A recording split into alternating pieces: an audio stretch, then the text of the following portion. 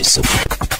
Bienvenue à la revue de presse proposée par MBF Media Production sur ITFM 103 au microphone Ghislain Kungang. Démarrons par le tri-hebdomadaire Dikalo qui revient sur l'actualité brûlante et nous parle de l'ingérence du diplomate américain dans un état souverain, à savoir le Cameroun. Le film de l'événement est donc à lire dans ce journal. Toujours avec le tri-hebdomadaire Dikalo, fête de l'unité, on en reparle avec le succès retentissant dans le sud-ouest Cameroun.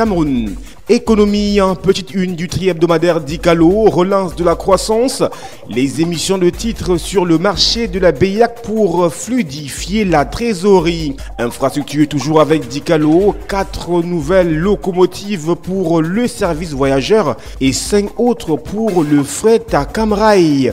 Toutes ces informations, toutes ces avancées pour le développement du Cameroun sont à lire dans le tri-hebdomadaire Dikalo. Un autre journal à présent, direction le septentrion camerounais avec l'œil du Sahel. À la une, AFD Cameroun, 22 milliards de francs CFA pour développer Maroua, capitale régionale de l'extrême nord Cameroun, direction page 3 de l'œil du Sahel. Toujours avec ce journal fou, le ministre du Commerce fait des dons aux musulmans, page 8, pour plus de détails sur cette initiative qui marque le jeûne du Ramadan. Afrique centrale, toujours avec l'œil du Sahel, le Cameroun, locomotive de l'économie numérique, page 6 pour en lire les détails. Presse privée en page 2 du journal L'œil du Sahel. Comment l'État maintient les entreprises dans la précarité, esquisse argument dans ce journal. Le journal L'Émergence pour sa part Zoom, affrontement Yaoundé-Washington. Donald Trump peut-il forcer Paul Biya à quitter le pouvoir? C'est la grosse interrogation à laquelle nous convie L'Émergence. Alors que le président américain indique la sortie au chef de l'État camerounais, ce dernier estime que l'Amérique n'a pas à se mêler des affaires internes du Cameroun. 13 experts se prononcent sur cette préoccupation de la page 5 à la page 11 du journal L'Émergence. Toujours avec émergence déchets électroniques, 80% se retrouvent dans la nature, c'est à lire en page 12 de ce numéro. CEMAR, Communauté économique et monétaire de l'Afrique centrale, la balance des paiements excédentaires de 471,5 milliards de francs CFA en 2018, c'est ce que nous dit le quotidien Émergence. Mise au point, l'ambassade des États-Unis dément le rappel de Barloin à la page 3 de cette parution du quotidien Émergence.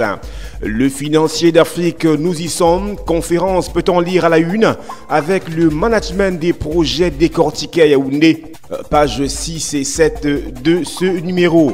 Infrastructure toujours avec le financier d'Afrique. Les routes du Gabon passées en revue à la page 11 de cette édition. Sans oublier toujours avec le financier d'Afrique, aide publique à la communication, le mémorandum des éditeurs de presse au gouvernement nous est proposé. Un autre journal à présent, c'est le Popoli.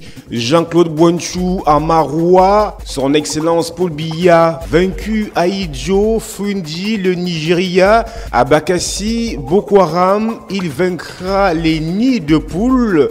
C'est ce qui est décrit de façon imagée par le Popoli, direction ce journal, avec notamment à la une le ministre de la ville cale dans un bourbier avec ces images illustratives de cette situation très peu reluisante.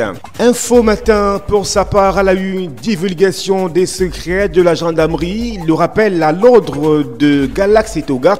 Dans un message fax signé le 17 mai, le CED met en garde contre les violations du secret professionnel et du devoir de réserve en page 3 du quotidien Info Matin. Financement 37 milliards de francs CFA pour le développement des infrastructures, nous dit Info Matin. Le Minépat Talamine Ousmane Mey a signé hier en Corée du Sud 3 accords de prêt pour la construction du pont sur le Logone et l'électrification rurale, page 3 du du quotidien Info Matin pour plus de précisions sur cette préoccupation. Tour du Cameroun toujours avec Info Matin, premier coup de pédale sur le tronçon Pouma-Kribi, page 10.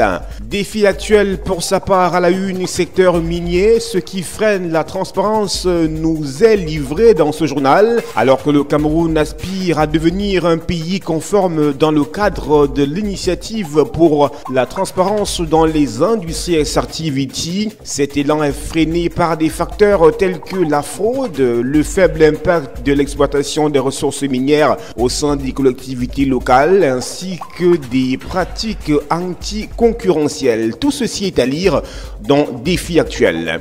Mutation, nous y sommes, 20 mai à la une, le business des médailles.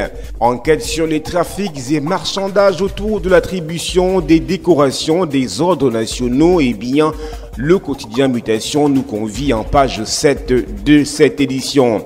Affaire Mida en page 5 du quotidien Mutation, on en reparle justement avec l'ambiance surchauffée au tribunal.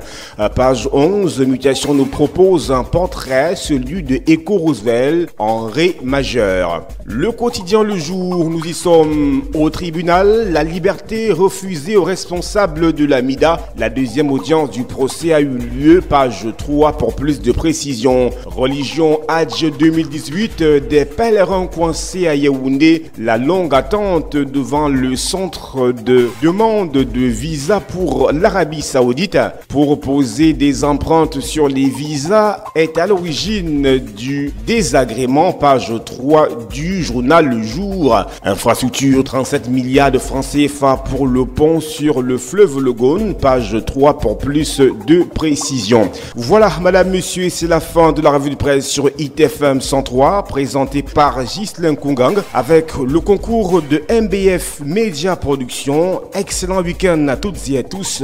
À lundi prochain.